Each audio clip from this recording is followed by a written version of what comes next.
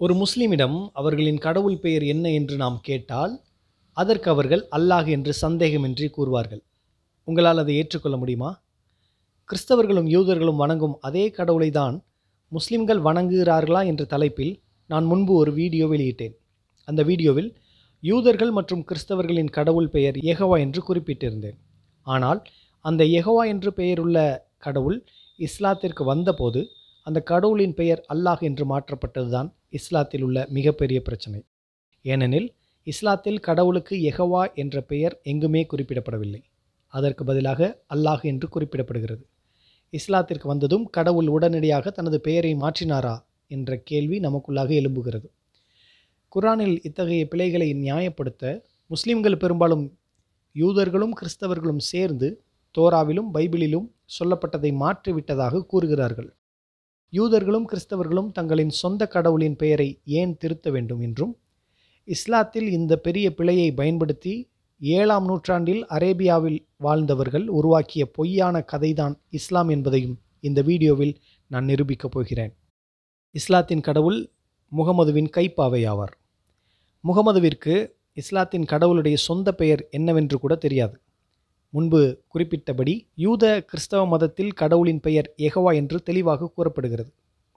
பரிசுத்த வேதாகமத்தில் யாத்ராகமம் 3வது அதிகாரம் 13வது வசனம் முதல் 16வது வசனம் வரை, அப்பொழுது மோசே தேவனை நோக்கி, நான் இஸ்ரவேல் புத்திரரிடத்தில் போய் உங்கள் பிதாக்களுடைய தேவன் உங்களிடத்தில் என்னை அனுப்பினார் என்று அவர்களுக்கு சொல்லும்போது அவருடைய நாமம் என்னவென்று அவர்கள் என்னிடத்தில் கேட்டால் நான் அவர்களுக்கு என்ன சொல்லுவேன் என்றான். அதற்கு தேவன், இருக்கிறவராகவே இருக்கிறேன் என்று மோசேயுடனே சொல்லி, இருக்கிறேன் என்பவர் என்னை உங்களிடத்திற்கு அனுப்பினார் என்று இஸ்ரவேல் புத்திரரோடே சொல்வாயாக என்றார். மேலும் தேவன் மோசேயை நோக்கி, ஆபிரகாமின் தேவனும் ஈசாக்கின் தேவனும் யாக்கோபின் தேவனுமாய் இருக்கிற உங்கள் பிதாக்களுடைய தேவனாகிய யெகோவா என்னை உங்களிடத்துக்கு அனுப்பினார் என்று நீ இஸ்ரவேல் புத்திரருக்கு சொல்வாயாக. என்றென்றைக்கும் இதுவே என் நாமம், தலைமுறை தலைமுறை தோறும் இதுவே என் பேர் பிரஸ்தாபம். நீ போய் இஸ்ரவேலின் மூப்பரை கூட்டி அவர்களிடத்தில், ஆபிரகாம் ஈசாக்கு யாக்கோபு என்பவர்களுடைய தேவனாய் இருக்கிற உங்கள் பிதாக்களுடைய தேவனாகிய யெகோவா எனக்கு தரிசனமாகி உங்களை நிச்சயமாய் சந்தித்து எகிப்தில் உங்களுக்கு செய்யப்பட்டதை கண்டேன் என்று தெளிவாக கூறுகிறார். இதிலிருந்து கடவுளின் ஒரே பெயர் யெகோவா என்பது தெளிவாக தெரிகிறது.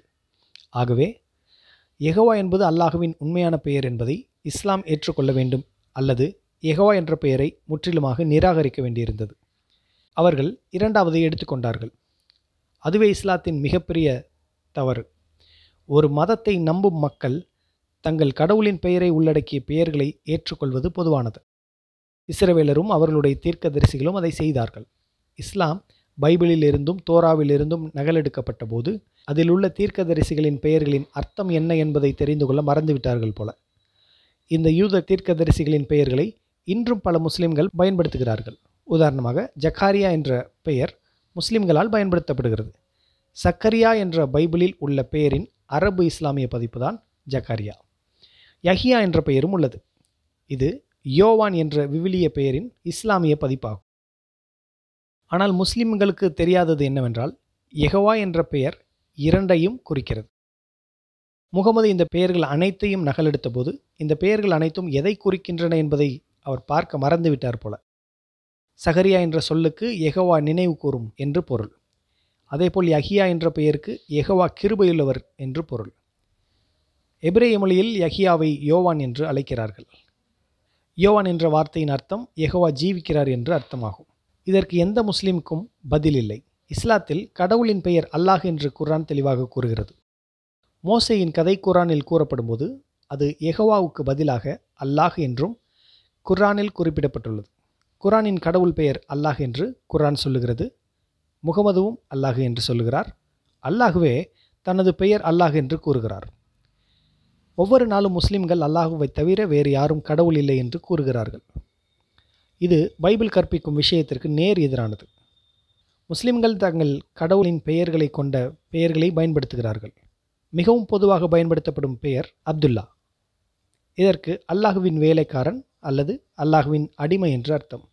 அப்படியெனில் யெகோவா நினைக்கிறவர் என்று அர்த்தம் கொண்டிருக்கும் சகரியா என்ற பெயரும் யெகோவா கிருபையுள்ளவர் என்று பொருள்படும் யஹியாவும் குர்ஆனில் பல இடங்களில் தோன்றும்.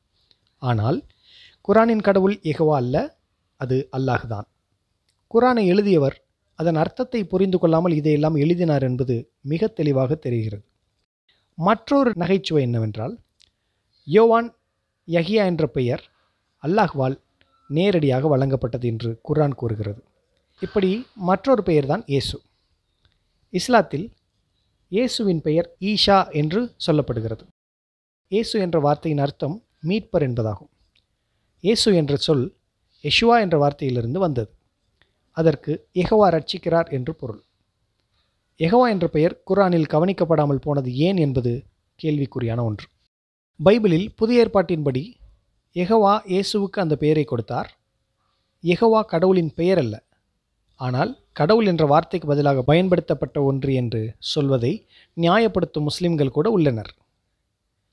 கிறிஸ்தவர்கள் பெரும்பாலும் யெகோவா என்ற பெயருக்கு பதிலாக கடவுள் என்ற தலைப்பை பயன்படுத்துகிறார்கள். உதாரணமாக தியோடர், காட்ஃப்ரைட், போக்டன் மற்றும் அமேடியஸ் என்ற கிறிஸ்தவ பெயர்களில் யெகோவாவுக்கு பதிலாக கடவுள் என்ற தலைப்பு பயன்படுத்தப்படுகிறது. இதை சுட்டிக்காட்டி முஸ்லிம்கள் யெகோவா கடவுளின் பெயர் அல்ல, ஆனால் கடவுளின் தலைப்பு என்று வாதிடுகின்றனர். அங்குதான் முஸ்லிம்கள் மற்றொரு பெரிய பிரச்சனையை எதிர்கொள்கிறார்கள். எலியா என்பது பைபிளிலும் குர்ஆனிலும் குறிப்பிடப்பட்ட ஒரு நபர். அரபியில் எலியாஸ் என்றும் எபிரேய மொழியில் எலியா என்றும் சொல்லப்படுகிறது. எலியா என்ற சொல்லுக்கு யெகோவா என் கடவுள் என்று பொருள். ஏலி என்ற சொல்லுக்கு கடவுள் என்றும், யா என்ற சொல்லுக்கு யெகோவா என்றும் பொருள். இதைவிட வேறு என்ன ஆதாரம் தேவை? யெகோவா என் கடவுள் என்று பெயரின் அர்த்தம் தெளிவாக கூறுகிறது. அதாவது யெகோவா என்பது கடவுளின் தலைப்பல்ல, ஆனால் கடவுளின் பெயர். குர்ஆனில் பல இடங்களில் எலியா என்ற பெயர் பெரிதளவில் எழுதப்பட்டுள்ளது. இதற்கு முஸ்லிம்கள் என்ன நியாயம் கொடுக்க முடியும்? இந்த 4 பேரின் பெயர்களுக்குள்ளும் யெகோவா என்ற பெயர் காணப்படுகிறது. அவைகள் குர்ஆனிலும் உள்ளது. இந்த 4 பெயர்கள் மட்டுமல்ல, குர்ஆனிலும் ஒரே பெயரை கொண்ட பல பெயர்கள் உள்ளன. ஹதீஸில் யோசுவா என்ற பெயர் குறிப்பிடப்பட்டுள்ளது. யோசுவா என்ற பெயருக்கு யெகோவாவில் ரட்சிப்பு என்று பொருள். அதேபோல் மீகா, ஒபதியா, ஏசாயா, எரேமியா என்ற பெயரின் அர்த்தங்களில் யெகோவா என்ற பெயர் உள்ளது. பைபிளில் குறிப்பிடப்பட்டுள்ள பிற கடவுள்களை வணங்குபவர்களின் பெயர்களையும் அவர்களின் கடவுள்களின் பெயர்களையும் நீங்கள் பார்க்க முடியும். ஆபிரகாமும் இஸ்ரேலின் பிற தீர்க்கதரிசிகளும் கடவுளை அல்லாஹ் என்ற பெயரில் அழைத்ததாகவும் கூறுகிறார்கள். அப்படியானால் மற்ற 2 ஆபிரகாமிய மதங்களிலும் தீர்க்கதரிசிகளின் பெயர்களின் அர்த்தங்களிலும் யெகோவா என்ற சொல் ஏன் தோன்றுகிறது? யெகோவா தான் கடவுள் என்றும் யெகோவா என் கடவுள் என்றும் உங்களில் சிலர் இப்போது நினைக்கலாம். முஸ்லிம்கள் தங்கள் கடவுளின் பெயரை தவறாக சித்தரித்திருக்கிறார்கள். இந்த வீடியோவில் முன்னர் குறிப்பிட்டுள்ளபடி பைபிளில் யாத்ராகமம் 3வது அதிகாரம் 15ஆம் வசனத்தை நீங்கள் பார்த்தால் அல்லாஹ் என்ற பெயரை போன்ற ஒளியை கொண்ட மற்றொரு வார்த்தையையும் நீங்கள் காணலாம். இது எலோகே அல்லது எலோஹீம் என்ற சொல். இந்த எபிரேய வார்த்தைக்கு கடவுள் என்று பெயர், ஆனால் அது கடவுளின் தலைப்பு. எலோகே என்பது கடவுளின் தலைப்பு மற்றும் எலோஹீம் என்பது கடவுளின் பெயர். யாத்ராகமம் 3வது அதிகாரம் 15ஆம் வசனத்தை அதன் எபிரேய வார்த்தைகளில் படித்தால் அதன் அர்த்தத்தை நீங்கள் தெளிவாக புரிந்து கொள்வீர்கள். எலோஹீம் மோசேயை நோக்கி, இஸ்ரவேல் புத்திரரை நோக்கி, நான் உங்கள் எலோஹீமான யெகோவா, நான் உங்கள் பிதாக்களின் எலோகே, ஆபிரகாம், ஈசாக்கு மற்றும் யாக்கோபின் எலோகே என்னை உங்களிடத்தில் அனுப்பியுள்ளார். இது என்றென்றைக்கும் என் பெயர், தலைமுறை தலைமுறை என் நினைவு. அவருடைய பெயர் யெகோவா என்று கடவுள் பல முறை பைபிளில் கூறியுள்ளார். எலோஹிம் என்பது கடவுளின் தலைப்பு, யெகோவா என்பது கடவுளின் பெயர். இந்த பெயர் பைபிளிலேயே 7000 முறை தோன்றும். ஏக கடவுள் என்பதின் செமட்டிக் வார்த்தை தான் எலோன். கானானியர்களின் மொழியில் அது ஏல் என்றும் எலோன் என்றுமாய் இருக்கிறது. அராமிக் மொழியில் இது எலாஹ் என்றும் எலஹா என்றும் அழைக்கப்படுகிறது. எபிரேய மொழியில் இது எலோஹ் என்றும் எலோஹீம் என்றும் அழைக்கப்படுகிறது. இதேபோல் அரபியில் எல்லாஹ் என்றும் அல்லாஹ் என்றும் பொருள். எந்த ஒரு கடவுளையும் அழைக்கக்கூடிய தலைப்பு இது. உதாரணமாக பைபிளிலேயே இஸ்ரவேலர் தங்கத்தினாலான ஒரு கடவுளை உருவாக்கிய போது அவர்கள் அதை எலோஹி என்று அழைத்தனர். அதேபோல் வார்ப்பிரும்பினால் உருவாக்கிய கடவுள் மற்றும் அரேமியர்களின் கடவுள் அனைவருமே எலோஹி என்ற தலைப்பால் அழைக்கப்படுகிறது. முஸ்லிம்கள் அல்லாஹ் என்ற வார்த்தையை எடுத்து கடவுளின் தலைப்புக்கு பதிலாக அவர்களின் கடவுளின் பெயராக மாற்றியுள்ளார்கள்.